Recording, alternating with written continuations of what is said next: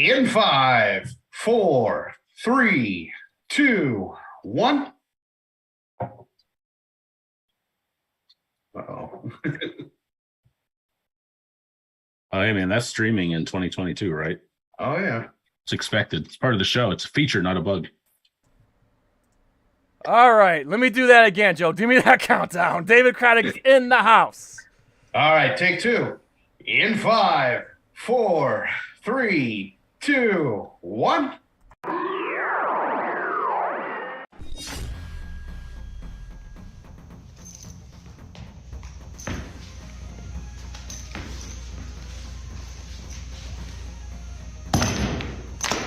Get over here! Hi, I'm martial art master Daniel Pacino. You know me as the original Johnny Cage, Scorpion, Sub-Zero, Reptile, and Smoke. You are tuning in to NerdCage Live on YouTube, Twitter, Twitch.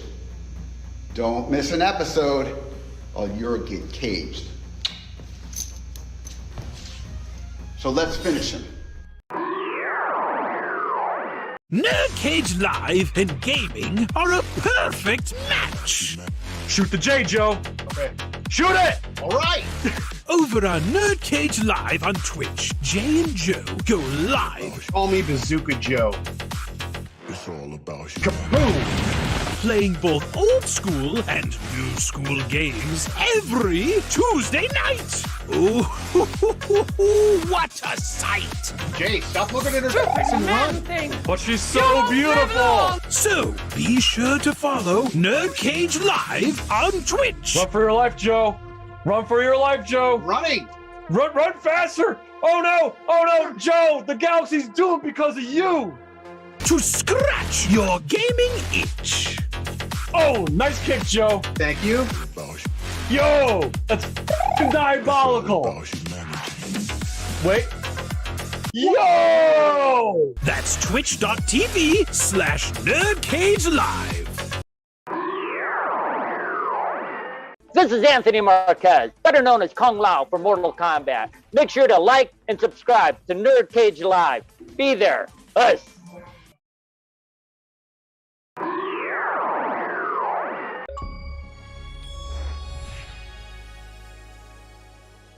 Hey, what's going on? I'm Jay St. G. And I'm Joe from Follow One Gaming. And we have a special message from NerdCage Live and NerdCage Live Gaming! Because we know a lot of y'all like the game, right? Well, we decided here at NerdCage that we wanted to give away something special. A big thank you. Not only a thank you, but we need your help too. Joe, what is it that we're giving away? We are giving away an Xbox Series X. Yes! Brand new! See? Right here, still sealed. We are giving this sucker away. But in order for us to give this away, we need your help. Get us to 1,500 subscribers and we will give this away. If you guys get us to 1,500 subscribers, this can be all yours. United States and Canada only. We're not shipping all over the world, all right? Yeah. So here's how this is gonna happen. Get us to 1,500 subscribers, and then we're gonna release another video on how you can enter. This is not gonna be the only giveaway. So the first prize, obviously, will be the Xbox Series X, brand new, shipped right to you. Second prize will be a digital $100 gift card from Amazon. Third place will be a $50 digital Amazon card. Now listen, if you get us to 1,500 subscribers, just maybe, we'll do another giveaway. 1,500 subscribers, and this bad boy can be yours. Keep it tuned to NerdCage Live when we release the second video on how to enter once we hit 1,500 subscribers. Hi, I'm Leah Montalongo, the OG Sindel. Please like, subscribe to NerdCage Live.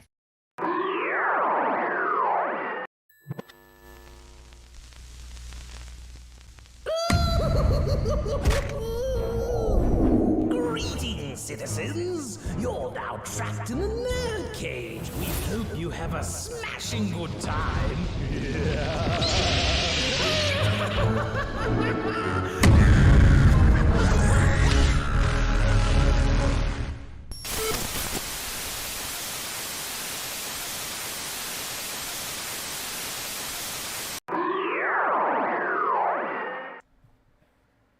You're now about to witness the strength of geek knowledge.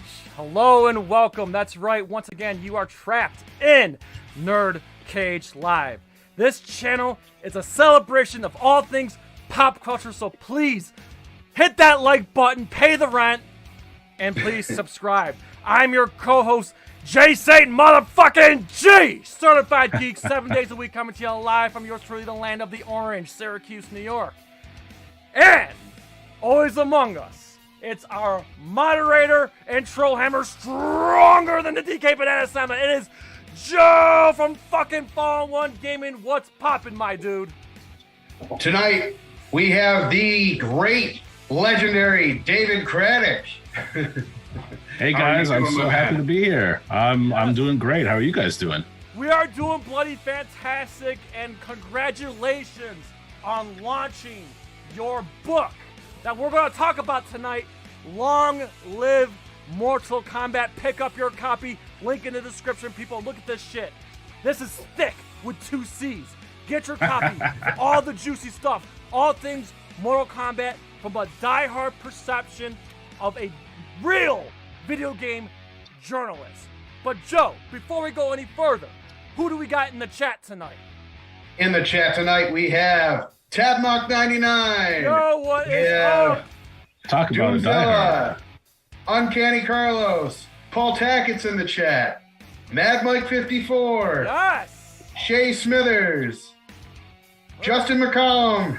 And who else is in here? Scott Bannock. And Jason Williams, yes. Keep them coming. Wow. So thank you everybody for being here. We will gladly take questions as we go. Obviously, try to stay on topic, and if you try to troll, guess what? Joe will hammer you away. All right, before we get started here, we got a bunch of stuff we want to promote real quick. In case you missed the promo, get us to 1,500 subscribers, and you can win a brand new Xbox Series X. Get us to 1,500 subscribers, please. And Joe, please tell the chat what we got going on Twitch tomorrow. Tomorrow, we go back to Luigi's Mansion 3. Absolutely. Man. And then Joe, what are we finishing up on Tuesday? On Tuesday, we will be doing our last run of Resident Evil 2. We will be doing an early stream at 6:30 Eastern. Yep. Of Leon B. Twitch.tv/NerdCage Live. Be there. And of course, next Thursday, all right, everybody, put your dicks away. We have an OnlyFans model coming to hang out with us. That's Mistress Leanna Lee coming on. She's a diehard nerd and is a fan of the channel. So we invited her on just because. That's awesome. That's awesome. And Joe, tell them about Monday the 24th. On Monday the 24th, we will be doing a spoiler discussion of Black Adam. Yes. We are super stoked for Black Adam. We're diehard rock fanatics. And yeah, we're going to be talking every single nook and cranny, every single spoiler on Monday the 24th. So yeah, 4 days to watch the movie and hang out with us on Monday the 24th. Joe and Jay, let me interrupt real quick. Yes. I'm going to pose a question to both of you. Yes. What is your favorite rock movie? It doesn't matter what your favorite rock movie is. There you go. I'm a diehard, man. I can't wait for that movie. I'm a rock fan. Oh, yeah. I can't wait to see. I think the trailers look great. I'm super pumped. I'll have to watch that spoiler discussion. Absolutely, and we appreciate that. I mean, I think he's good in everything that he's in. But man, I really enjoyed Scorpion King because that was really fun. I did too. That's a fun movie. Fantastic. I like it. Like I said, I really like his earlier stuff. Even his remake of Walking Tall. Walking Tall, yeah. Yeah, like he's like this generation Schwarzenegger. So it's really cool that the action hero isn't dead yet. When we got Dwayne "The Rock" Johnson. Yeah, and I mean, I grew up watching him in WWE, so I enjoy all his stuff. Oh yeah, and like I said, this is like our most anticipated movie of the year. Oh yeah, nice. One quick thing, Pretty Guardian couldn't make it tonight. She's got family visiting from Britain, and Derek is hard at work at his top 10 favorite movies of all time. Speaking of top 10 favorite movies, we forgot to mention, Joe, tomorrow at 8 Yes, tomorrow at 8 p.m., we will be premiering my top 10 movies of all time. Yeah, so be there for that, premiering at 8 o'clock tomorrow night right here on YouTube. All right, so Mr. David L. Craddock, again, thanks for hanging out with us tonight. My pleasure.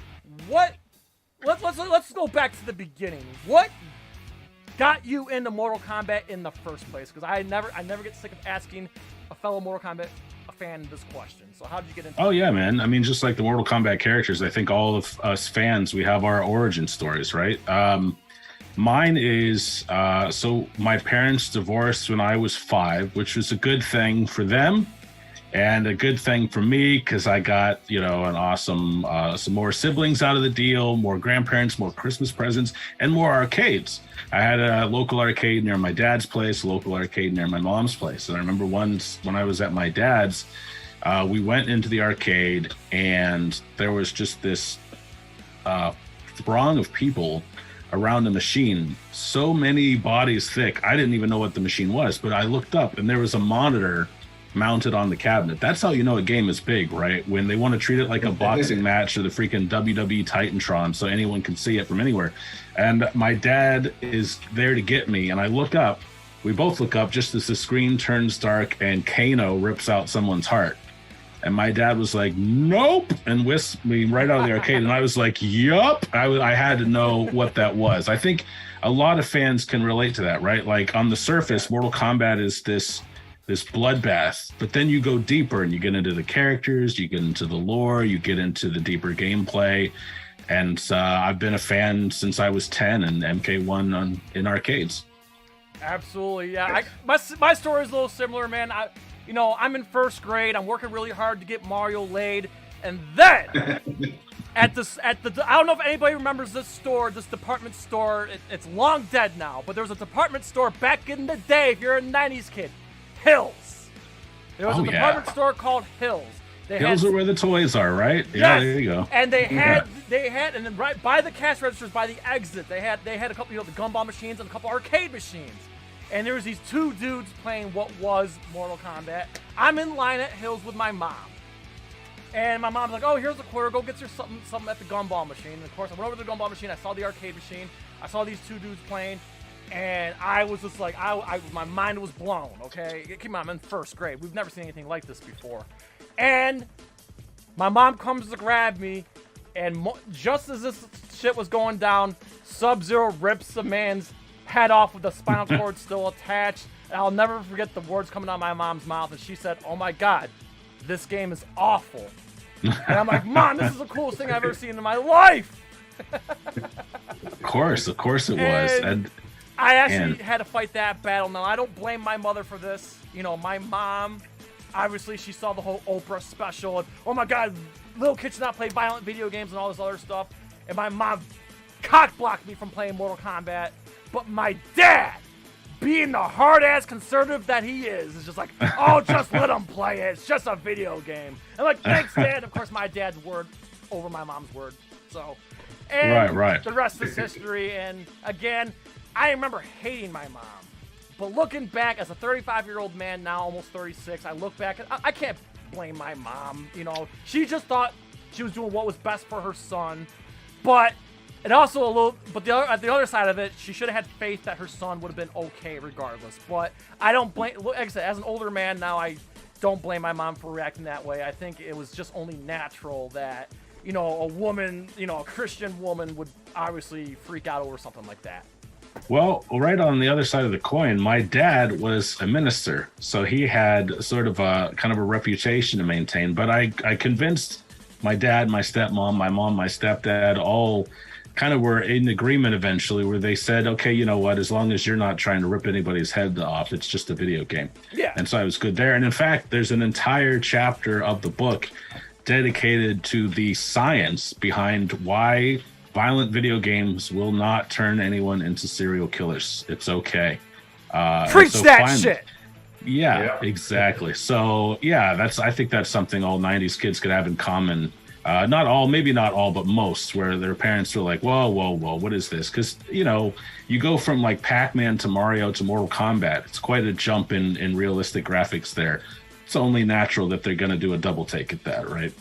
Yeah, and like I said, looking back, I can't blame. But Joe, I'm sure you got a story too. Yeah, I mean, my parents were really lax. In fact, my first experience with Mortal Kombat was on the Sega Genesis, and it was actually my father's copy. So he was playing it too. And on top of that, it's like they couldn't be hypocrites because they're sitting there watching like Freddy Krueger movies and stuff with me. If you're going to let me watch that, you're going to let me play a game, you know? Right. And I was playing, you know, obviously Resident Evil at a young age too. So, you know, I got exposed to it early, and I haven't shot anybody yet or ripped their skull out or nothing. That we know of, Joe. That we know of. Don't open the closet. All the skeletons will come tumbling out. Yes. Don't worry, Joe. I'll cover for you. I don't need to lose my moderator. I appreciate it. I wanted to mention, so David, in your book, I'm just going to put this up to the camera so everybody can see. We have forwards by John Tobias, the co-creator of Mortal Kombat, as well as James Rolfe, the angry video game nerd. So please tell us how you managed to get them to write forwards for your book. We'd love to know.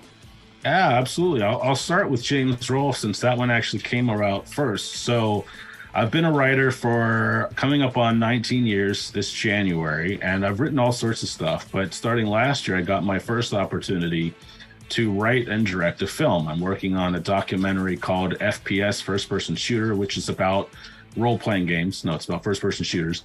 And the production company that hired me, they had interviewed James Rolfe for their epic horror trilogy of documentaries about 80s horror movies called In Search of Darkness. And I believe the third one is funding now, I think. But they had interviewed James, who, of course, you know, James Rolfe is a horror movie buff himself. He's made horror films. He's just a scholar of horror movies. And I set up an interview with him.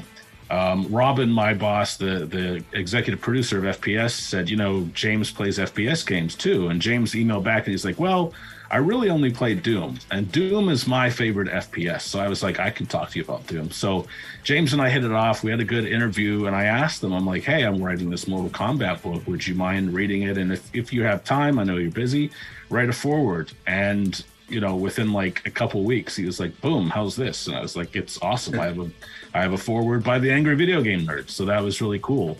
John Tobias, I met a few years ago. One of my earlier books is called Arcade Perfect, which is about arcade to home conversions. Because, you know, 90s kids, we grew up playing, as you know, I was introduced to Mortal Kombat in arcade and Street Fighter, but I sunk a lot more hours into the home versions of those games. So home ports have always been near and dear to me. I was the kid who would sit down with copies of Nintendo Power, GamePro, EGM, and I was just really fascinated by the differences in every version. Like, why were the graphics different? Why was the sound different? Why were some of the animations different? And so Arcade Perfect explores that. And the whole reason I wrote it was because I'm a Mortal Kombat nerd, and I just wanted to talk to John Tobias. And I said, if I can do that, the rest of the book will take shape around him. And sure enough, I got to talk to guys like Al Alcorn, who wrote Pong for Atari, and then also did the home, like the console-only version of Pong. So that was cool. But after I interviewed John, I asked him if he would mind reading the book and writing a blurb if he liked it. So he did write a blurb for me. And then last year, I think in February, I reached out to him again and said, hey, this probably won't surprise you, but one of my upcoming projects is a book dedicated to Mortal Kombat. And I was able to interview him for that. And I said, you know, if you like the book, if you agree with it, if it's factual and everything, I would be honored if you consider writing a foreword. And he read it, he agreed with it, and I was over the moon. The funny thing was he kept telling me, like, over a week, he was like, I'm almost done with the foreword, and I was just like, refresh, waiting for it to hit my inbox, and just had to keep waiting like another 3 days. And when it finally landed, so when it finally landed, I was like, oh man, like I can't believe what an honor this is. One of the two and only two co-creators of Mortal Kombat write a foreword for my book was just a huge honor. But it also, he did it because it, you know, it got his stamp of approval. It's legitimate, it's researched, it's the real deal. Wow, that is absolutely freaking amazing. Also, I just want to reiterate to the chat and everybody here, this book is actually about a specific era of Mortal Kombat, and that's the classic arcade era, Mortal Kombat 1, 2, 3, and 4, which in my opinion, my humble opinion, is the best era of Mortal Kombat, because at that time, John Tobias was still in charge of the story arcs and the character stories and whatnot. And in my humble opinion, I've said this before when we interviewed on Komidogu, shout out to Chris and Toasty. I'm a writer for them now, by the way. Excellent. Excellent. Yes. Flawless victory. I feel like Mortal Kombat hasn't been the same since John Tobias left. Now, I'm not taking anything away from John Vogel and everybody else or the NetherRealm studio people, but man, when Tobias was kind of overseeing everything, man, it hit different back then. Maybe it's because I was, you know, between the ages from like 5 all the way to like 10, 11 years old. Maybe it felt different, but to me, I just feel like the Mortal Kombat story hasn't been the same ever since. I don't know if you have anything to add to that, or if you want to serve your opinion on on John Tobias trip, his role, his influence, for sure. So one thing I learned in writing this and in interviewing people like John and others at Midway is that John made it really clear that, like, he's known as kind of like the lead scribe of Mortal Kombat, but really he and Ed Boon were in lockstep the whole time. They would riff on characters, and sometimes Ed would describe something and John would go draw it, or sometimes John would draw something first and take it to Ed. So, I know that, like, John Tobias is often known as the creative driving force behind it, but it was really Ed and John. It was Noob Saibot the whole time, right? Yeah. I think that, I love the NetherRealm games, but I think that there are a few reasons a lot of fans hold the arcade era near and dear to their heart. And I think the first and foremost reason has to do with nostalgia. The video game industry was still so young and still new back then. So Mortal Kombat 1 and 2 and 3 are inherently going to be more magical than 9 and 10 and 11, because even 9, there's a reason they went back and rebooted and retold the MK trilogy story, right? Because they knew that roster is basically perfect. Yeah, so it's the base roster, it is the template. I mean, if you look at Ultimate MK3 especially, that is the roster going forward. If you don't have at least like 60% of that roster, you might be doing something wrong. But I also think it's because of the difference in storytelling methods. And as a writer, this is what's really fascinating to me. I think what NetherRealm is doing with the cinematic story mode, which they've been really knocking out of the park since Mortal Kombat 8, MK versus DCU, is telling stories that spell things out.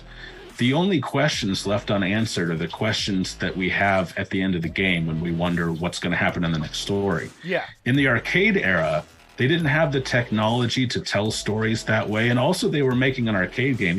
One of the things John told me was, Ed and I were both really proud of the character bios and the attract screen, but you don't want people staring at that. We want them putting money into our game, right? Yeah. So they would occasionally go to the arcade and see, players looking at the bios, and they're like, man, somebody stick a quarter in there, right? But I think the cool thing, part of what made those games magical, at least for me, is that every ending was speculative. Every ending was here's what could have happened. It wasn't exactly canon. And but so some elements were, though. Oh, yeah. So it's not until the next game that you find out whose ending is canon and which parts of other characters' ending is canon. And I think that was the fun, like, just to see the endings. Like, I'll never forget, one of my favorites is Rico's from MK4. He walks into a portal, disappears. Where does he go? And then in Gold, we see that he goes to a throne room. He takes the seat on the throne and he puts on Shao Kahn's helmet. So that continues the story. And now you're asking more questions. You're like, was he Shao Kahn? Is he saying I'm Kahn now? Is it like, what does this mean? And there was so much to talk about in every ending, every character bio. Whereas now I think that NetherRealm, they're so good at crafting really what feels like a movie that you play occasionally, which is great. but there's not as much mystery involved in it. There can't be. It's a much more explicit, clearly stated form of storytelling. And I love that Easter egg. I'm sorry, I just love the Easter egg from Mortal Kombat Deception where Shao Kahn's like, tell Reiko to stop hanging out in my throne room. Yeah. That's the other thing. Like Ed Boon and John Tobias, they didn't create the first Easter egg, but I would argue that they were the best at it. Maybe even Ed specifically, because John told me some stories that he shared on Twitter as well of Ed sneaking stuff into the game that only he could do as the sole programmer. Only he had access to what was going on under the hood. So there's stuff in there that would even surprise John Tobias and other people at Midway, but they both loved that. They loved to look at early video game forums. They loved to look at magazines and see what people are talking about and kind of talk amongst themselves and say, what rumors should we play to? This Ermac guy, what do we want to do with that? That sort of thing. All right, Joe, what were you going to say? I think video games, like as a whole, in the timeline of when they've been around till now, have gone through like 3 different phases. I think back in the arcade days, it was more imaginative. It was more, you give them a little bits and pieces and you let their imagination take over. Probably for your reason that you said, where they need quarters. Well, but also they had to, right? The technology wasn't there. Your imagination had to fill in those gaps. Yeah. And then the second phase, they put big emphasis around the story because they didn't have the technology to do the graphics that they do today.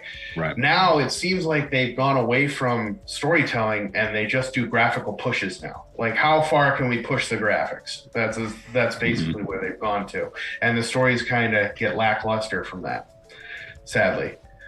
And if you go into FPS, Blizzard games, stuff like that, I mean, now you got your microtransactions where they're trying to just make the money that way. So it's taken a turn for the worse in the last couple of years, I think, and I'm hoping they get back on track at some point.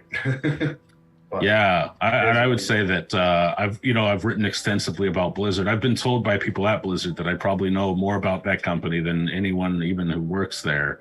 And I would say they probably have even bigger problems over the last year, especially. Yeah, I was going to say, things over there is not pretty over there. But that's definitely so. Diablo Immortal doesn't bother me because that's made as a mobile game, and if you play mobile games, look, people can play what they play, but when you play games on certain platforms, you're just kind of asking to be inundated with ads and microtransactions and stuff. But yeah, I hope they keep that junk out of Diablo 4, and I feel like that's why they created Immortal, right? Like, hey, we can kind of infest that with all the microtransaction garbage.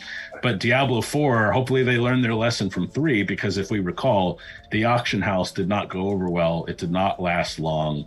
It was very much a pay-to-win sort of game, and they caved to crowd pressure, as they should have in that instance. Yeah. And reverted it. And Diablo 3 took several months to be what I would consider a good game. As someone who holds Diablo near and dear to his heart as well. Yeah. The biggest company I have an issue with in that regard is EA, for sure. Oh, yeah. I mean, where do you even start with it? Exactly. The irony there is that they started, Trip Hawkins' vision for EA was a company that would treat its designers like music artists and let the artists drive their art. And now it's like, I don't think they would spell artist without someone pitching, well, what if we charge them money for the IST? What if that's a microtransaction? So, the company that's really kind of lost its way. But every now and then we'll see something good out of them, right? It's just that it's increasingly infrequent. I'm glad Dead Space is coming back. I'm excited for more of those. I'm just tired that they keep doing Visceral, that's all. They keep doing Call of Duty every year. They keep doing like FIFA and Madden. It's just like they're just hashing out the same game every year. However, if EA, if you're listening, please, as a diehard boxing fan, please give us another Fight Night. Oh man, I've been waiting for Fight Night for more than a decade. Like, please, God, if you're listening. Those were great. I remember I got into it because it was either Fight Night 2 or 3 on GameCube, came with Super Punch-Out, I think. And I'm like, well, this is the version I have to buy. But then I got super into that, like, Fight Night as well. I was like, this series is really cool. So I feel like even if you don't know a thing about boxing, like, I think you can get into Fight Night. Like, I would agree. It's that good of a sports game. Like, another prime example, which is Mortal Kombat related. NFL Blitz. By the way, I got my arcade one up. I haven't even opened it yet. But like Nice. NBA Jam, NFL Blitz, like those games, those arcade style sports games. You don't need to be a sports fanatic to get into those games. They are just genuinely fun, especially with friends. You know, we come from the era of multiplayer split screen and whatnot, and I'm telling you, like NFL Blitz, and what's cool about Blitz, for those who don't know, I'm sure a little Mortal Kombat fans know, in NFL Blitz 2000, you can unlock Raiden and Shinnok. In NBA Jam, David, help me, it's Reptile, Scorpion, Sub-Zero, right? Yeah, Tabmock's in the chat. He probably would know this better than I do, but those three are in there for sure. Yeah, and of course those were obviously, these games were also published by Midway, so they had rights to those characters. They had rights to the NFL and the NBA, which is mind blowing because now obviously EA owns all the NFL and all that stuff now, which is a damn shame. And I think a while back, earlier this year, Carrie Hoskins posted something that she was playing it, like a picture of her playing it. Yeah, she was a cheerleacher in. That's how she got her start in games. Yeah. Yeah, and then she did Aerosmith, Revolution X, which shout out to my buddies. We were at G-Fest. We went to the Galloping Ghost Arcade, and we played Revolution X from start to finish, and we had an absolute ball. Oh, dude, I love that game. One of my favorite things about that game is like I think you had to wait like 5 or 10 seconds, but if you touched like a button during the attract mode, you get this "hey." I love that. It's one of my favorite little memories from arcades. Oh, absolutely. All right, so I got a good question here because we're trying to sell books tonight. All right, we're trying to sell books, everybody. Again, link in the description to pick up your copy of Long Live Mortal Kombat, written by yours truly, David L. Craddock. It's again fantastic read, but listen. Let's try to sell some books right here tonight. What would you say? We're trying to sell some books. What would you say? What are like some of the juiciest bits of information, the juiciest stories that you want to share that are in the book that you may not see anywhere else? That a good reason why people should buy this book, even people like me who think they know everything about Mortal Kombat. What is in this book that they may not know, or something juicy? What's gonna sell to the Mortal Kombat fan to go buy this book? Well, without getting into specifics, I can definitely say that the book puts years of misinformation to rest in some cases, but especially I would say, I think one of the most interesting things is, a lot of people, and this is relevant because last weekend was the 30th anniversary. So a lot of people, especially looking to Ed Boon and NetherRealm and asking, hey, why didn't you give us anything for the 30th anniversary? But the thing that a lot of people don't know is that although Ed Boon and John Tobias co-created, and again, are the only two co-creators of Mortal Kombat, they were never firmly in control of it. Midway ultimately held the purse strings because it was created at Midway for Midway, and that's why Midway owns the IP. And even now, WB is calling a lot of the shots. So after Mortal Kombat 1, nobody really expected that to be a hit. It was actually created because Midway had a gap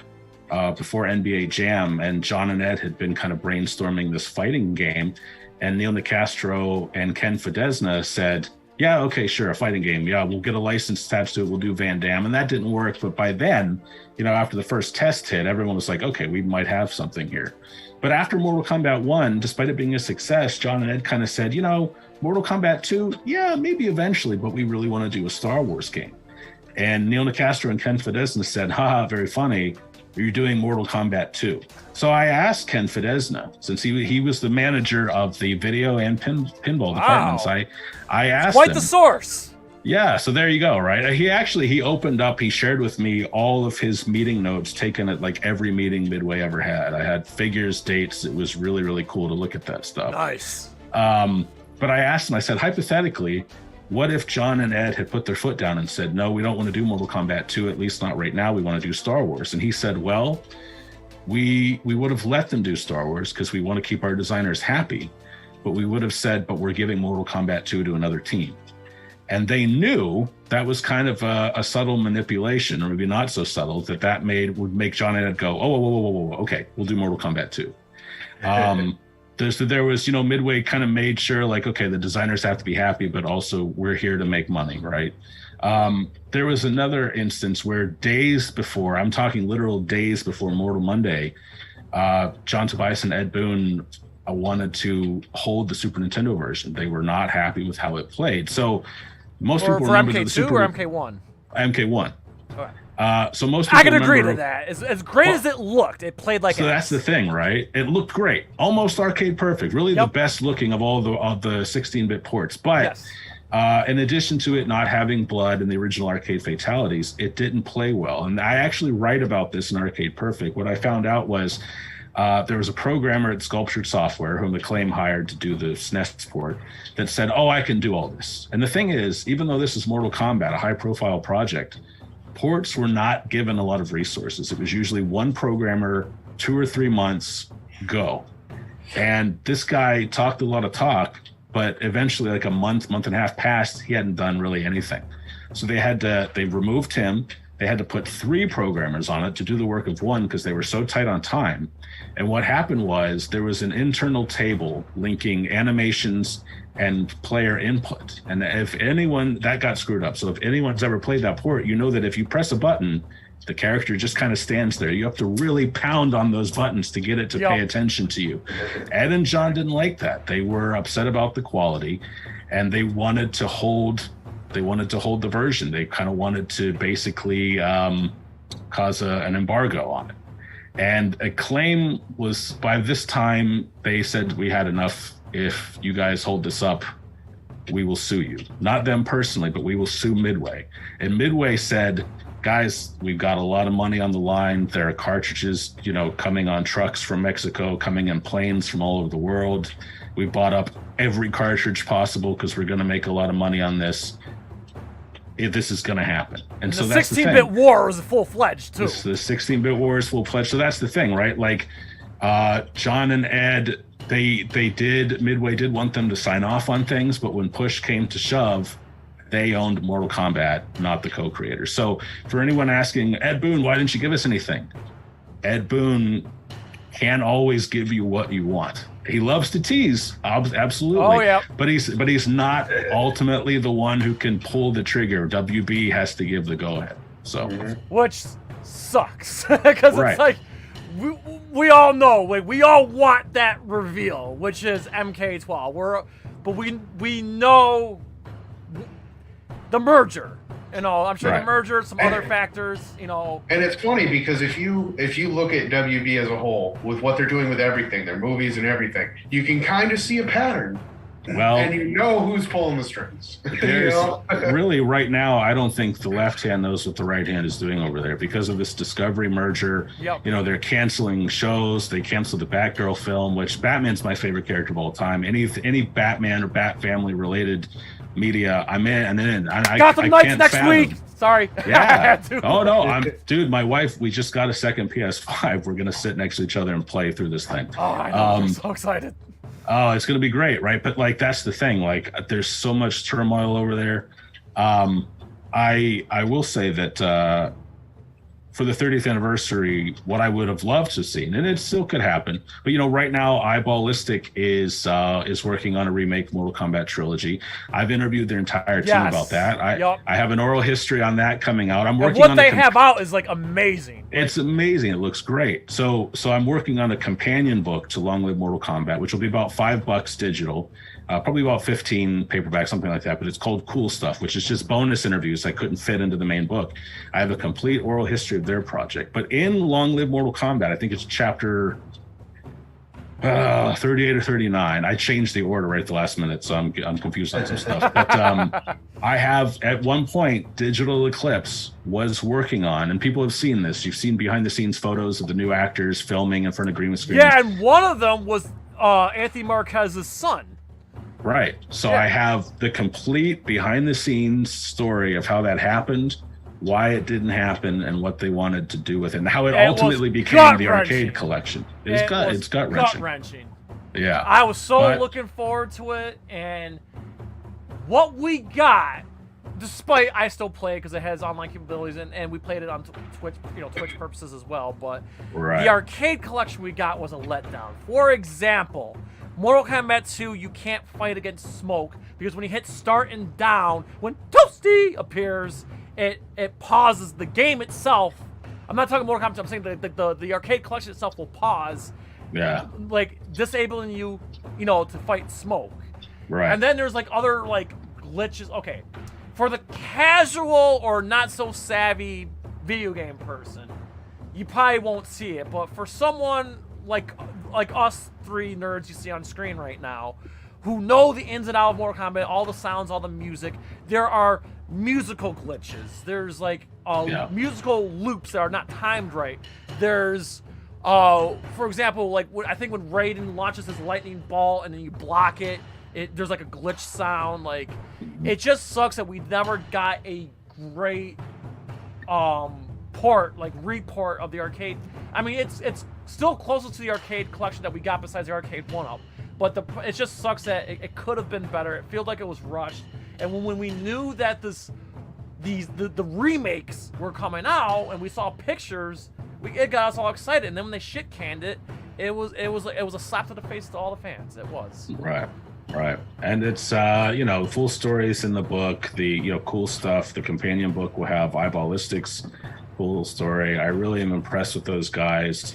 Justin Cullum is a super talented artist. He's working on it. He's shared some assets with me. So I wish those guys the best. If it were me, I'd green light in a second. But yeah, look at that. He does 3D prints. Yes, Justin, if you see this, dude. By the way, we'd love to have you on the show. But Justin, thank you so much for making this for me. Of course, to our dear friend Master Marquez, I picked you as the character to go up the ladder, and yes. So yeah, shout out to Justin McCollum awesome. for his brilliant, artwork. Yes.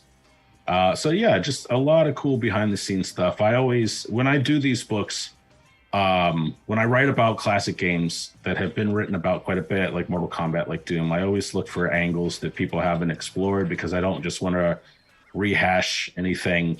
And so I'm pretty sure that in every chapter you'll learn something you didn't know, even if you're a diehard Mortal Kombat fan. Yes. I had Tabmock. I interviewed Tabmock, and I sent him a few like FYIs and tidbits, and I blew his mind more than once. And I actually that was the Tabmock test for me. I'm like, okay, if I can impress him, I'm on the right track here. So that was pretty cool. We are super grateful that we have. As a Mortal Kombat fan, and of course NerdCage Life, we are super grateful that we have someone like Tabmook99 in our Mortal Kombat community, because that man's just loaded with information, and shout out to his dry humor. It gets me every time. Great friend of the channel, all around awesome dude, and yeah, we're just, like I said, let's just say it, the Mortal Kombat community is the best goddamn video game community on earth, man, and we're happy to be part of it, and we're happy to have guys like David and Tabmonk and Justin McCollum and the Toasty and Chris Veljanos, like all these great people, all these talented creators and guys that they're just a wealth of knowledge, and it's always a fun community. Like every day there's always some information out there that we learn amongst each other. It's always a damn good time. Absolutely. So David, so you brought it up just a few minutes ago, and I definitely want to bring this up. Like, let's just reiterate this. I remember Joe and I, we've been talking about this for the last week and a half here. The 30th anniversary of Mortal Kombat.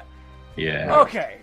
It was you kind of already touched on why this and that didn't happen, but I'm still just want to just say this right here right now on air that I was really disappointed. I was hoping we'd get just a little something. Now, granted, the video that Warner Brothers released, it was a great video. As someone who edits content myself, I was really impressed with how the video was edited, but overall, like, man, we were hoping to get some kind of announcement. We were hoping to get some kind of collection, like Capcom does for Street Fighter. Like, man, just it was a letdown. But I don't know, David, what was your perspective? How did you feel about this current 30th anniversary? Is there anything you want to add or anything you just want to reiterate? Yeah, sure. I mean, you know what? I'm a fan first, but the interesting thing is, so part of being a writer for 18 years is I've written games in the industry. I wrote several Marvel characters for Marvel Heroes Online. I'm working on a game right now, an upcoming FPS that hasn't been announced yet, but I know fans are going to be super stoked.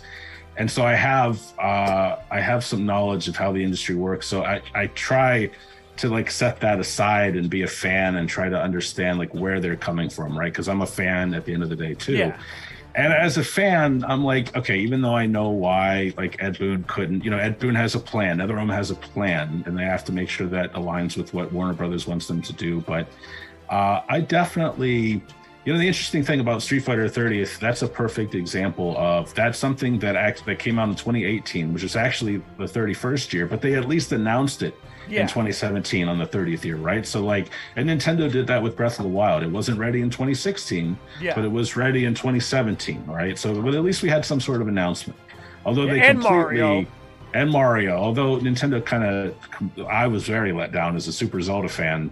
Yeah, I was let down with the Zelda anniversary, and Donkey Kong never got shit for his 40th anniversary, but whatever. Right. They cherry pick the characters they celebrate and when and how, right? But I would have loved to have seen another collection. I know that some people have said like, oh, we've gotten the arcade games so many times. Well, the arcade games are now 2 generations. The last arcade collection is 2 generations old. Yeah. I would love it. It can be an HD remaster, or it can just be ports like the Street Fighter 30th Anniversary Collection. I think I shared this on Twitter. My dream is not only the arcade games, but do what Digital Eclipse, again, just masters of the remasters and anthologies. I would love the home versions as well, like they did with Cowabunga Collection. I want the arcade games. I want the home ports. Give me the Tiger Electronics bullshit game. Give me that. Why not? Throw it in there. You know what I mean? You know what I want? And I'm surprised he didn't bring it up, but Tab Monk's already reiterated why, but my God, can we please get Mortal Kombat 4 arcade port? Let it an arcade 1-up or bundled in with a collection. Dude. Man. Mortal Kombat 4 needs a re-release. That's my favorite arcade era game, and it's so underappreciated. I love Mortal Kombat 4. I would love like an arcade 1-up, but like the cool thing about as a kid, I was like, I would love arcade cabinets. Now I'm an adult. I'm like, these things are kind of a pain in the ass to build, and I can't just have them everywhere. But like, I would take one of those, right? I would take one for sure. But also like, I want to play Mortal Kombat 4 on my Switch. I want to play it on my PC without emulation and stuff. The Switch is portable. Can you imagine playing these Mortal Kombat arcade games on the go? Imagine for the first time having a good portable Mortal Kombat arcade port, right? That would be like insane. My first home version of Mortal Kombat was the Game Boy. It was rough, you guys, but I made do. Yeah. But now I could play an arcade perfect game, an arcade perfect port of Mortal Kombat, arcade perfect because it is the arcade game on my Switch, and they just won't give it to me. I'm doing the cliche of throwing money at the screen and it's not working, and I just don't get it. No, that's exactly right. Let's talk about Mortal Kombat 4 real quick. Like, I feel like Mortal Kombat 4 was like a pivotal turn. Like, first and foremost, like obviously this is the same story. Joe can back me up on this. Same story every year. Every time a new Mortal Kombat game came out, it always came to arcades first. There was always that one big loudmouth. Wasn't me. There was always that one big loudmouth kid screaming down the hallway, "Oh my God, there's Mortal Kombat 2's out. Mortal Kombat 3's out. There's another Mortal Kombat 3 out. Now Mortal Kombat 4 is out." And it's like, yeah, sure, we don't believe you. And then, lo and behold, I'll go to the local mall. There it is. Right. Man, seeing Mortal Kombat, I know graphically it's aged. Let me just repeat that. I understand it has aged.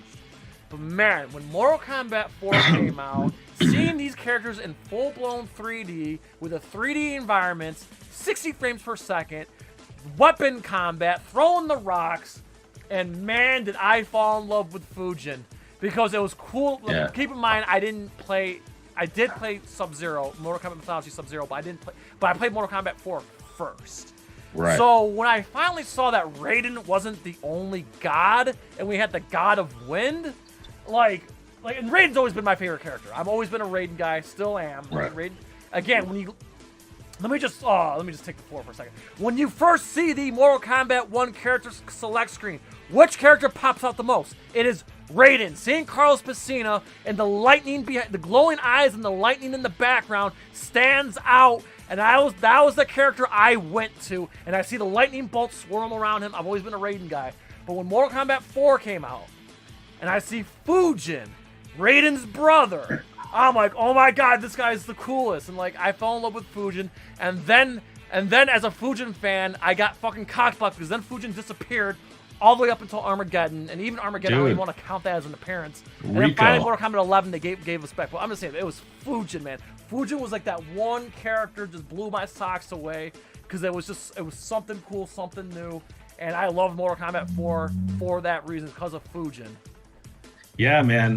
So that's the interesting thing. A lot of the MK4 characters have not really been given the limelight, and I know that there are the 3D era fans in here are like, man, poor Rico, but let me talk to you about Havoc or Cobra. Don't talk to me about Cobra. That character's lame. Fuck Cobra.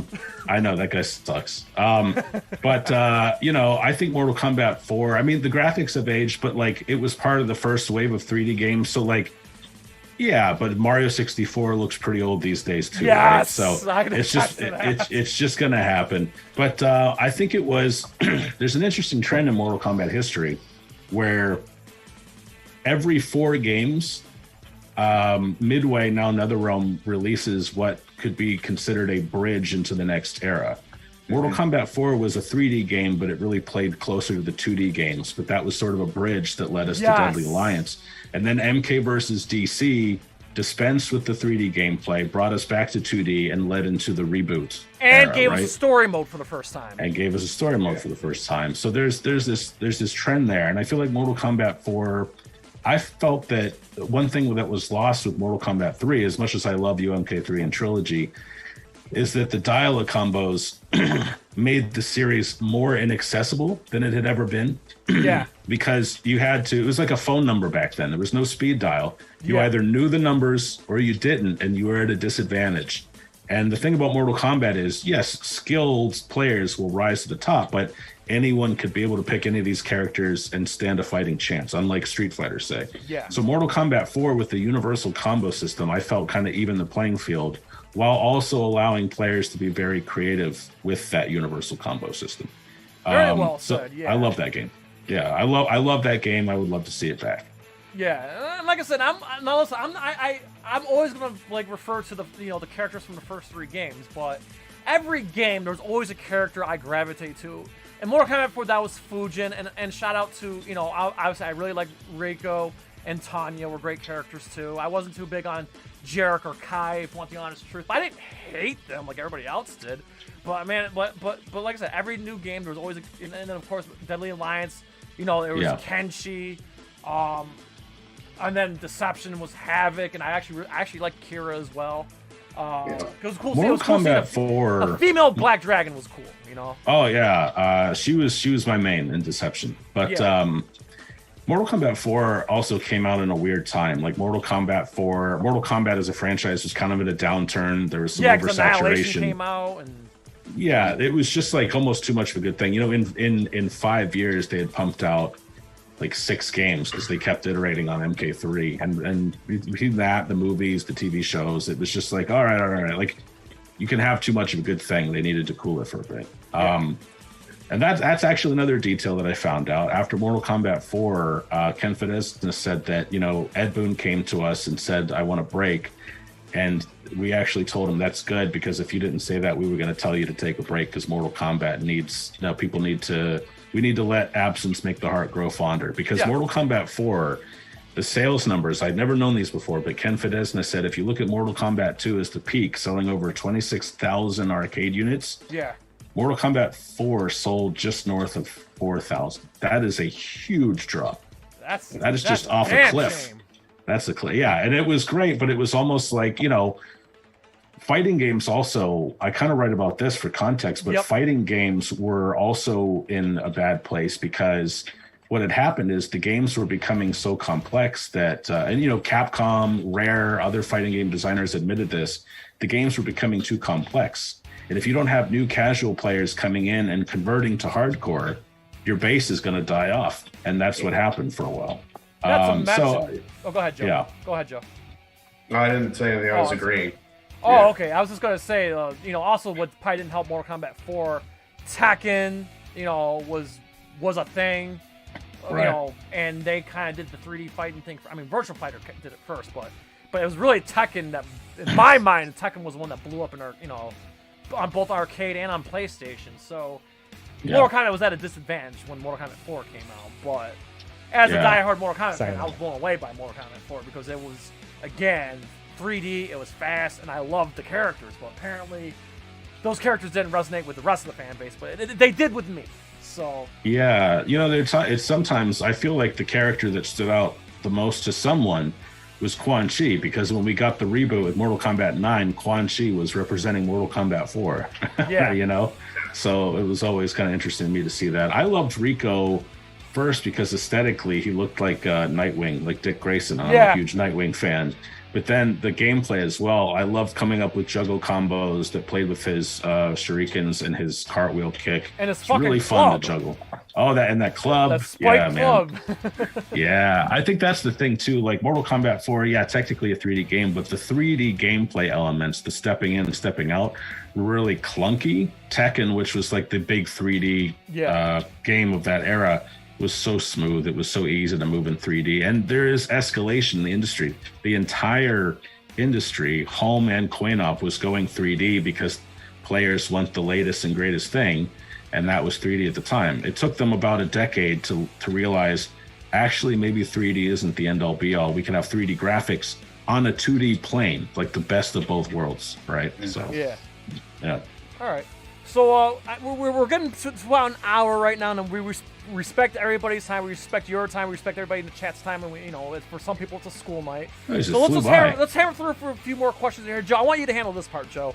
So Joe, let's do some rapid fire questions for David here. So you got the questions I sent you, Joe? Yeah. With the favorite, we'll just pelt them. The favorite MK game, favorite character, favorite. Oh, yeah. Real quick, Joe. Mad Mike in the chat says MK4 has the most intimidating soundtrack. I think you're spot on, dude. I love that game's soundtrack. It was a return to kind of the darker tone of 1 and 2, and I love that game's soundtrack. Super ominous and just chilling. And the percussion, like it was like fast paced percussion and. For sure. Yeah, that shit fucking slaps. I still love that soundtrack. Yeah. All right, so favorite MK game? Ooh, ever? Probably 9. But if I'm going arcade era, it's 4. 3D era, it's 6. Deception, and then current era is 9. Cool. All right. I agree with most of those. Fair enough. That's the thing, man. There's so many good games out there. We can have differences of opinions and learn from each other. Oh yeah. Mm-hmm. All right, so favorite character? Katana, forever. She's the GOAT. Yep. She's my favorite female character. I already said my favorite character, but Katana's definitely my favorite female character because I just feel like among all the female characters, she's got the most interesting arc. Yeah. Like she's in this position where, like, if I think a lot of people can relate to this in the modern world, we look to characters, we look to fiction for answers in our lives, right? And Katana she's someone who's privileged, and if you think about it, she could just kind of go along with stepdaddy's plans to just conquer everything, but she takes her privilege and she's like, you know what? No, this is not right, and she takes a stand against that. And I've always she's the beauty, the brains, and the brawn. She's chef's kiss. She's great. Yes. I love her. Well said. All right. Favorite background? Ooh, you guys are throwing me some curveballs. We had to. You have to. Okay. I can't remember the name of the stage off the top of my head, but I think it might have been a temple. But it was in Mortal Kombat 4 when you have like the faces of elder gods. The Elder God Shrine. The Elder God Shrine. I love that. It was to Mad Mike's point. It was just like to kind of have the gods bear witness to the Mortal Kombat and just like roar the background. It was, and the track for that stage was super very awesome. Atmospheric. Yeah, I love that stage.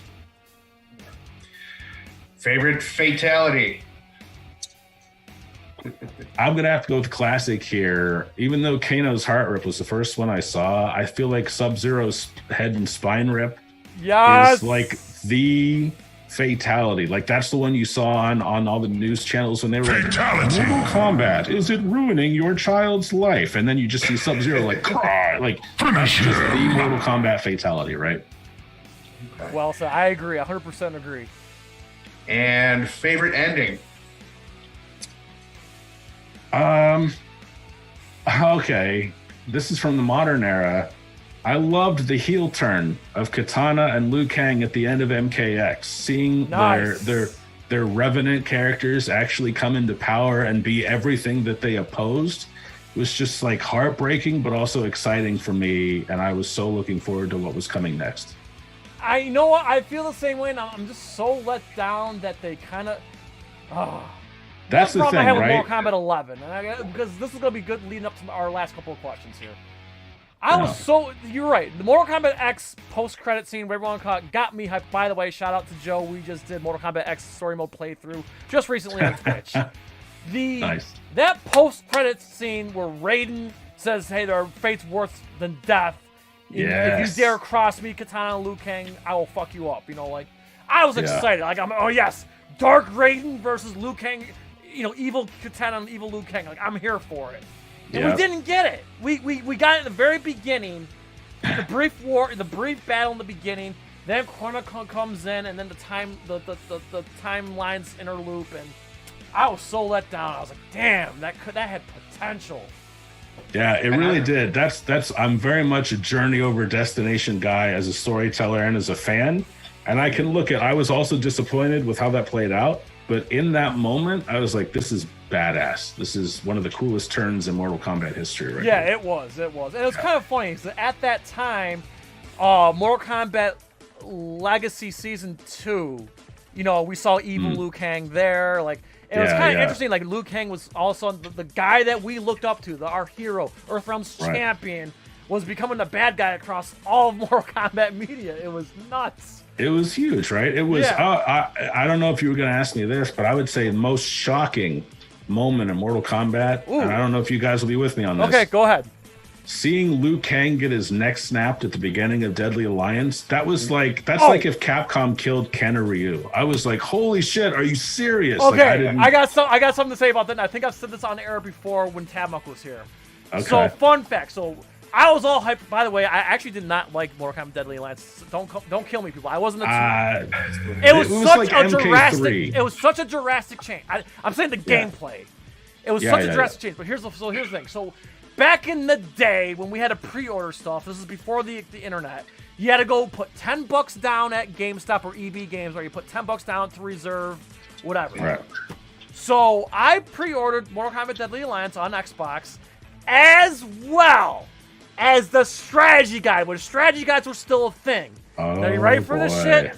My strategy guide came 1 day early before Mortal Kombat Deadly Alliance came out. So Mortal Kombat Deadly Alliance came out on, was it Mortal Monday or I don't remember. But I ended up getting it on Friday before it came out. So 1 day before it came out, it actually arrived at my house on Friday, the day before it came out. So I couldn't wait. So I started reading through the book, and I read the story. So I knew Liu Kang was dead. I wasn't shocked at all. I had the strategy guide a day early, and I knew Liu Kang was dead. I knew it. That was just to watch that, like for the first time, seeing that, I was just like, oh my goodness, they did it. I was more mad that Raiden relinquished his Elder God status and Fujin was nowhere to be found. I was more disappointed than Liu Kang dying. Yeah, that's funny. Like Raiden, pun intended here, Raiden's always been kind of flighty. He's like, no, I can't compete in Mortal Kombat. Wait, I'm back in Trilogy. And it's like, I relinquished my Elder God status. I'm an Elder God again. Like, that dude's been back and forth more times than he has teleported. It's pretty wild. But, yeah.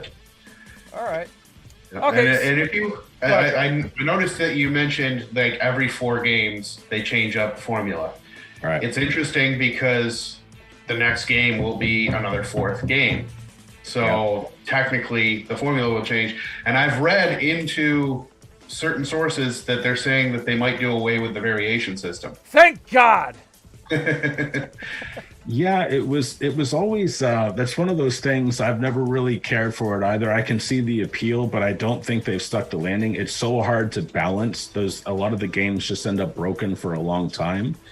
Yeah. Because think about it, if you have 20 characters, each with 3 variations, you've just almost exponentially raised the number of characters you actually have, and that actually have to be balanced. It's a nightmare. Yeah, and not only that, but like at a programming standpoint, how much longer did you just make the timeline to make the game? Yeah. Yeah, it'll be interesting, but also like not only do they change up the formula, but there's usually a Mortal Kombat trilogy, the gang's all here type game. We had trilogy and then Armageddon at the end of that era, and now I'm hoping that's what I would really like to see from 12, just like the gang's all here and from 9 to 11. this is exactly what I want to bridge into before we call it a night here. Mortal Kombat 12. We know what's coming. So what are some of your expectations? Which ending do you think is canon? We got the Liu Kang's ending where he goes to the past to the Great Kung Lao. There's Shang Tsung's ending where Fujin and Raiden are now his bitches and he's out to conquer. So what are your expectations? What story do you think is canon, or do you think it's going to be a whole new timeline? What do you think is going to happen, and what do you want to happen, and what any characters on your wish list? I don't consider myself, I'm more of a development history expert than I am a lore expert, but my gut feeling is that I feel like Shang Tsung's ending is the more intriguing one in terms of lore. So they'd want to explore that. Otherwise, why? Like, why get? His name escapes me, but the actor from the Mortal Kombat movie back to play Shang Tsung. Yeah, there you go. Like, why get him back? Why place so much emphasis on Shang Tsung? Which, as a fan, I'm loving because I'm an old school like Shang Tsung is the final boss fan. Like that was cool. But as far as expectations for there, I'd love to see them use that ending as a jumping off point for the next phase of the story. And I really just want to see them do another trilogy type game with everyone we've played so far before they kind of shift gears and do something brand new for Mortal Kombat 13 10 years from now, or whenever we get that. And personally, I want them to split it into 2 games. I want Shang Tsung's ending to be canon for 12. And then I want Liu Kang's ending to lead into another Shaolin Monks. I would be cool with another adventure game. Awesome. I would be cool with another adventure game. Absolutely. Or we could get Mortal Kombat 0 and Mortal Kombat 12, 2 separate games. now we're going DC here, like 0 hour storyline. Just throw it out there. You know what? Before we go, Joe had a brilliant idea. So every now and then, Joe's got a brilliant. I'm just kidding. It happens. Joe's my guy. So obviously, I'm a diehard Zelda fan. I'm already getting the vibe, David, you're a Zelda fan too. Joe came up with a great fucking idea. Yeah. What if we took a page out of Ocarina of Time and Mortal Kombat splits into 3 timelines?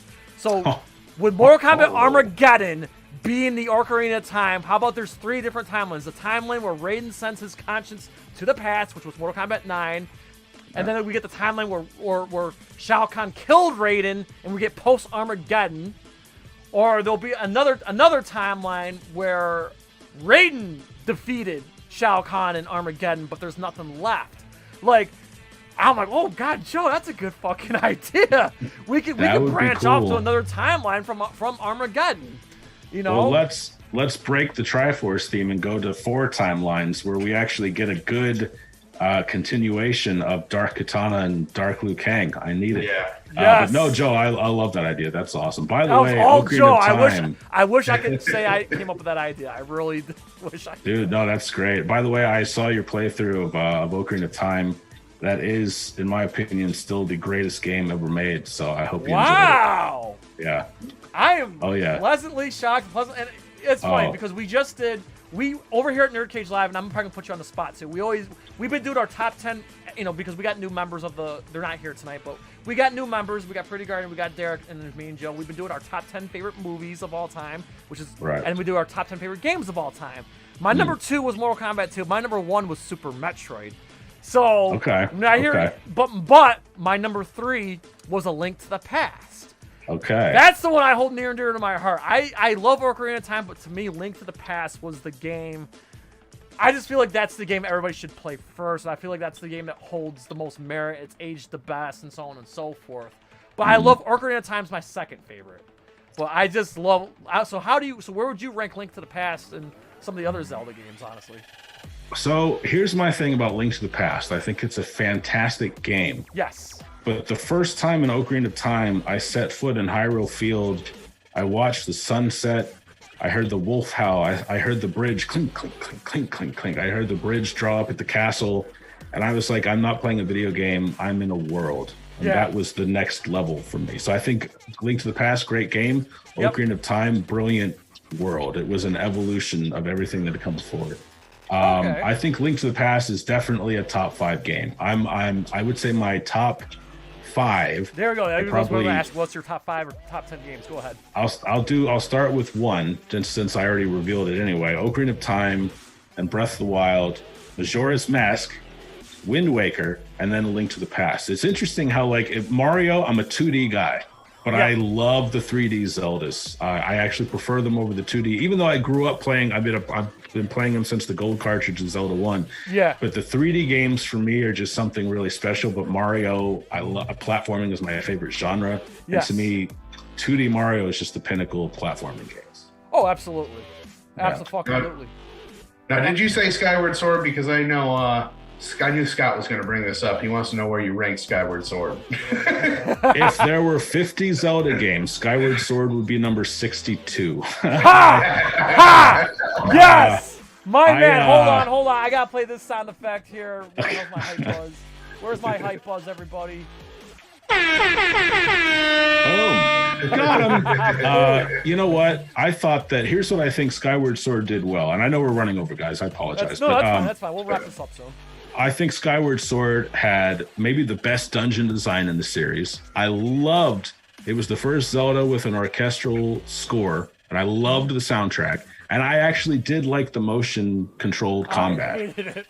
So that's the thing. Like, Nintendo waited until everyone had sold off or packed up their Wiis and stored them in the attic to release a game that kind of justified everything they talked about the Wii doing. Yeah. But I thought everything else was just so tedious. I did not like all the repetition. I just thought it got so dull. And that game, by the way, sold so poorly that's what gave us Link Between Worlds and then Breath of the Wild. So when they last year, Link Between Worlds, I want to, because I never had a DS. I want to play it so bad. I think it's better than a Link to the Past, actually. Because I think that they, the thing about Link to the Past is it's been out for so long that they've had time to study it and figure out how can we do that but better, and I think that they do.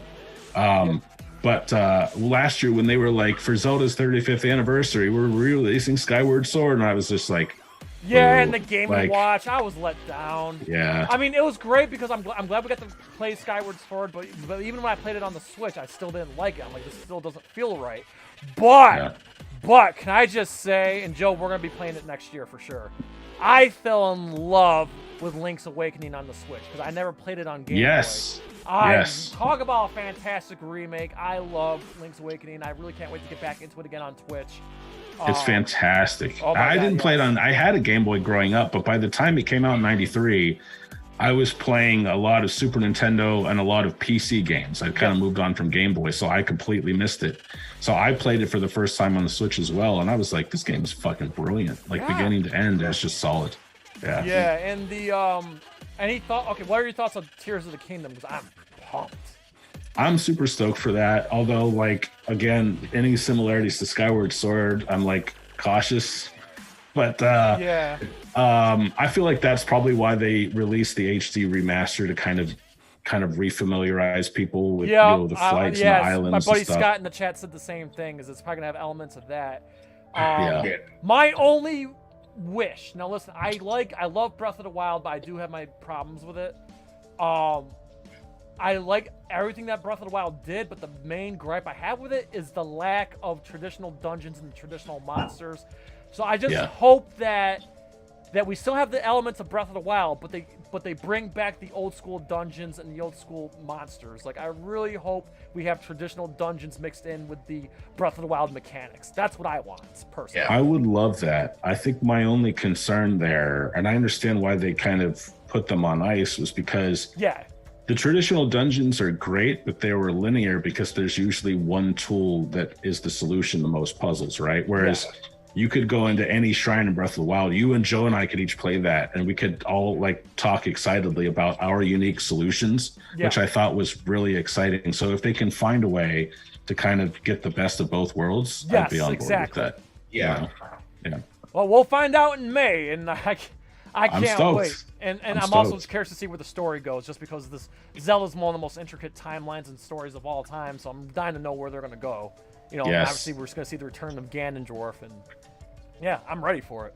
Same. And the only subject left, I know you said you haven't seen it yet, is Snowblind. And I'm not going to spoil anything, but I am going to say there is a giant twist at the end that ties it to the games. Be ready for the big twist. Probably going to scratch your head on it. I will say this, dude. You will like Snowblind. I'll say this. This is opinion. You're a fellow fan, but this is my opinion.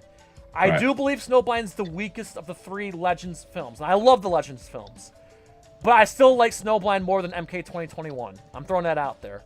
But Snowblind's ending's a head scratcher, but the climax, the third act is amazing. It's very bloody. You will love it. Sure. My other gripe with Snowblind is I'm not a fan of how they depicted Sub-Zero, and you will see. But I still think Snowblind's an excellent watch. And I think Mortal Kombat Legends is the best thing the franchise got going for it right now outside the games, in my opinion. I'm not trying to jab at Mortal Kombat 2021, but the world knows what I think about it. So, but I think, and I'm also excited for Mortal Kombat Legends cage match. I'm glad we're getting more animated movies. I am. Yeah. But Snowblind was the weakest of the 3, but it's still really, really, really good. Okay. All right. I'll have to check it out. We did a rapid review, so definitely check that out. On cool. our YouTube Shorts. We have the YouTube Shorts. You can see our rapid review of Snowblind. And finally, last topic of the night, and we'll call it a night here. David, real quick, just general thoughts on the MK 2021 movie, and what are you expecting for the sequel? From what I understand, I'm not going to name names, but someone I know that knows someone that knows someone. I guess you could say that. I guess the sequel to Mortal Kombat 2021 starts filming in January, is what I'm told. Okay. So do you have any expectations, any wishes, or is there anything you want to share? By all means, go ahead. I think like a lot of people, it wasn't Armageddon, but Mortal Kombat 1995 is still my favorite movie. Yep. Live action movie. I'm with you guys. I really love the animated movies. I'm actually not really a movie or TV guy, so I usually see things like much later after the fact. But for the next one, I just want to see. I think one thing 2021 did well is they had this really eclectic selection of characters. Yes, I like seeing Natara. Like, I wouldn't say they necessarily used her well, but at least she was represented, and I would like to see... So was Reiko, and... So was Reiko. Yeah. I would just like to see an eclectic cast of characters again. Yes. I think that as much as I love the poster children of Mortal Kombat, your Katanas, your Melinas, Sub-Zero, Scorpion, I also like when they branch out a little bit. Mm-hmm. So I want to see that. And I also am cool with them experimenting. I don't think they always stuck the landing, but I like that the 2021 was subversive. Like Cole fighting Goro, I didn't really have a problem with that because I'm like, Joe remembers that fighting, not killing. I know, fighting, not killing. I thought that was interesting because if you're just gonna rehash Mortal Kombat 1995, then why are you making a new movie, right? Like, try something different. It might not work, but at least they tried something different. I think they should be willing to experiment and to keep that going. My only request is don't cast The Miz as Johnny Cage because I hate that guy. Okay. Oh, they already got a cast. I understand, it's not The Miz. Okay. This I'll say because it's already been written publicly. So I don't know if you know this, David. I work for Joe Blow. I edit videos. I edit interviews. And I do face-offs for them. By the way, did you see my Jackie Chan face-off or no?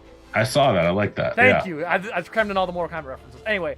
So I work for Joe Blow, and they wrote an article a few months ago. Now, Joe Blow has, I'm going to repeat this, Joe Blow has sources in every fucking studio out there in Hollywood. I'm just throwing it out there right now. From what I understand, and hopefully this still holds true, but Joe Blow reported back over during the summertime Johnny Cage is going to be played by, what's the actor's name again from Sons of Anarchy? Charlie Hunnam. Charlie Hunnam is Johnny Cage, the one that plays Jax in Sons of Anarchy. Okay. He is Johnny Cage, according to Joe Blow. I'm not breaking because, like I said, it's on the internet. You can look it up, Google it on the internet. They reported it first. Right. From what I understand, it's not The Miz. Thank God. From what I understand, it's Charlie Hunnam is Johnny Cage, and we're gonna find out in January because they start filming in January.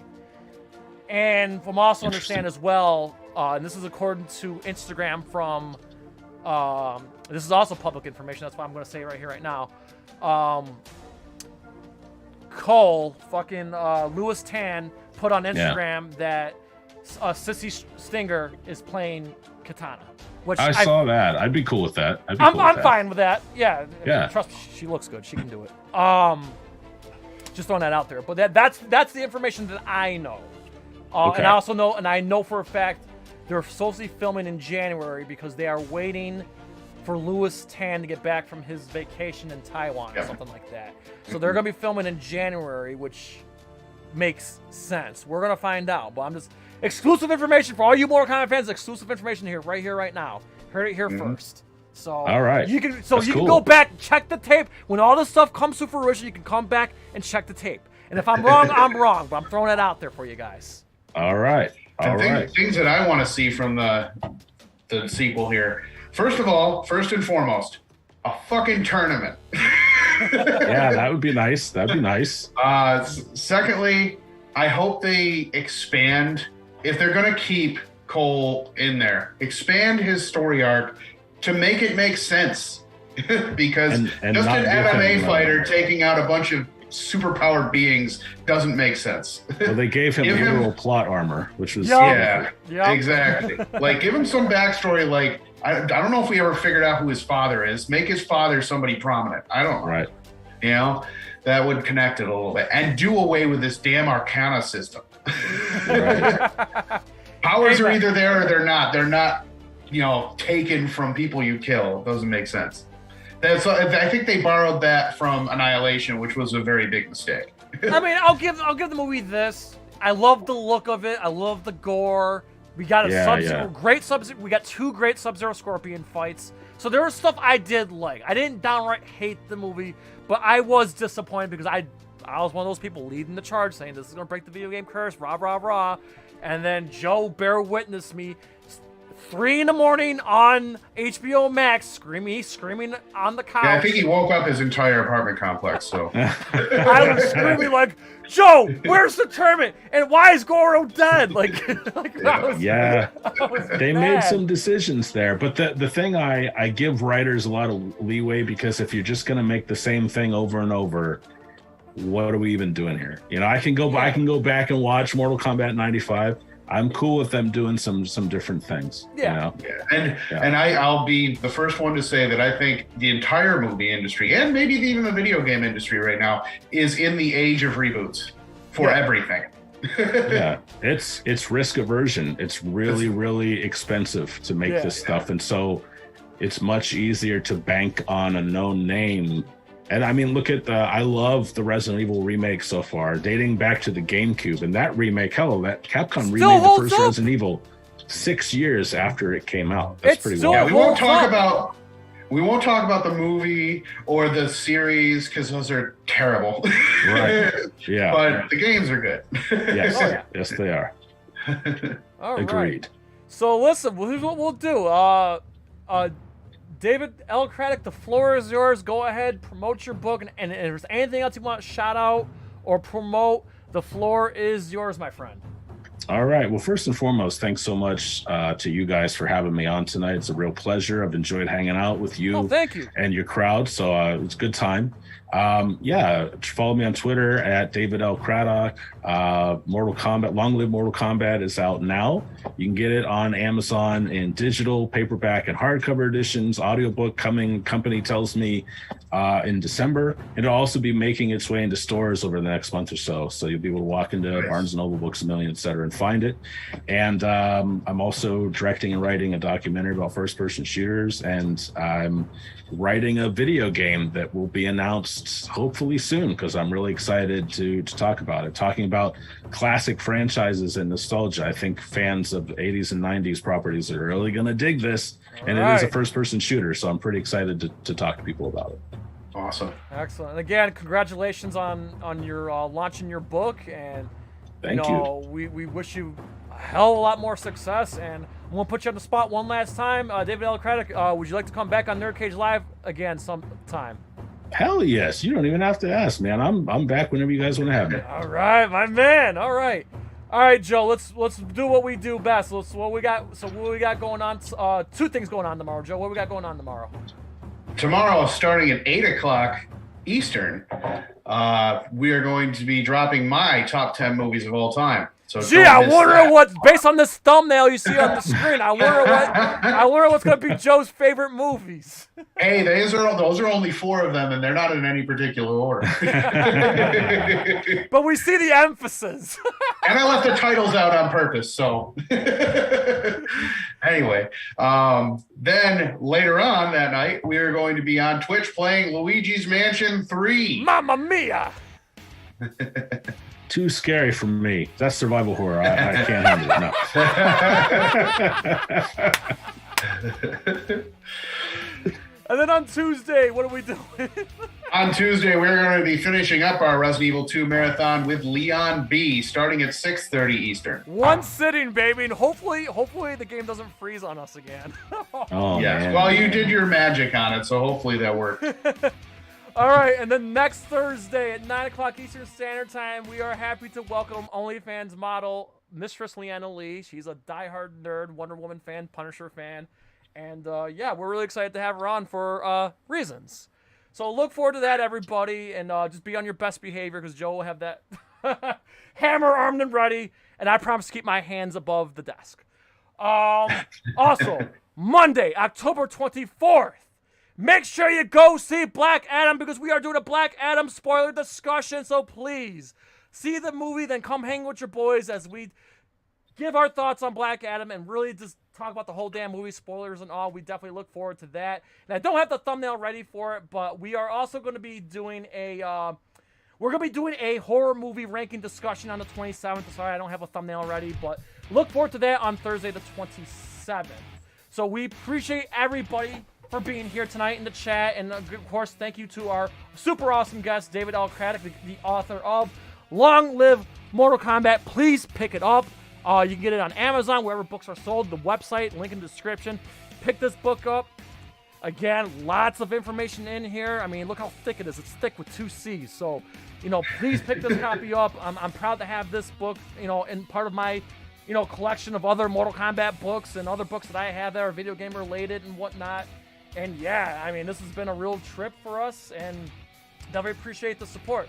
So we please ask everyone to like, comment, subscribe, ring that bell, and spread this shit like Shao Kahn's empire. So to you I say, from yours truly, Syracuse, New York, to all of our friends around the world at NerdCage Live, as always, enjoy life, stay safe, eat your vegetables, do your push-ups, keep playing Mortal Kombat,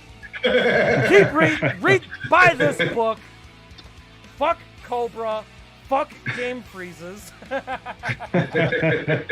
And good night, everybody. Good night. And stick around for these awesome promos.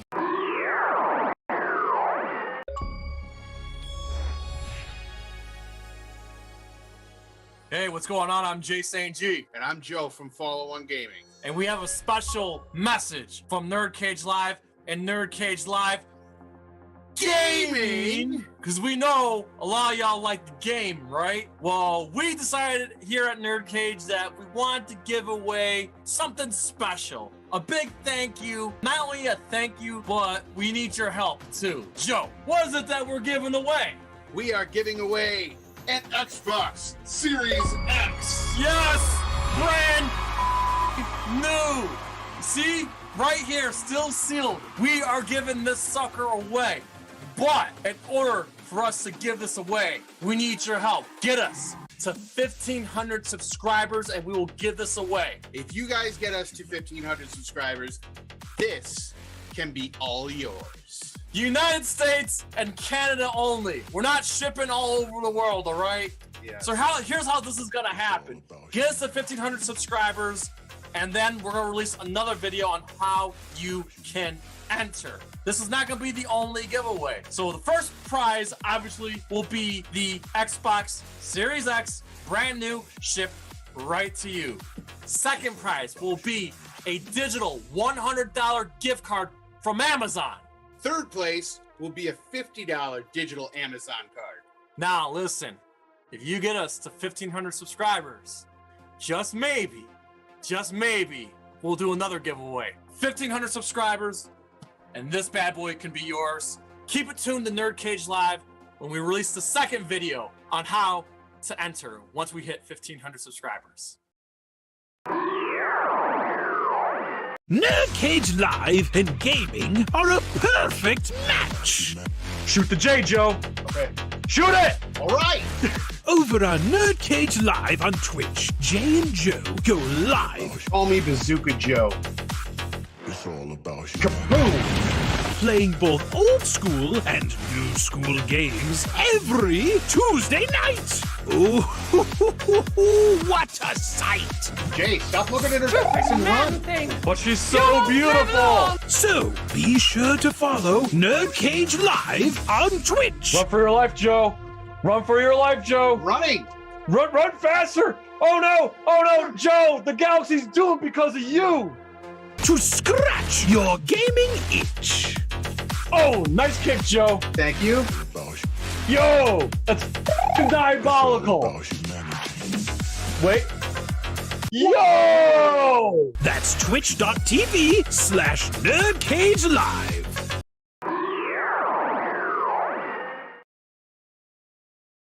Ooh, trying to get out of the nerd cage, are ya? Well, before you go, hit that subscribe button. And if you're really intrigued, ring that bell. Thank you for dropping by. Until next time, tell everyone you know about NerdCage Live!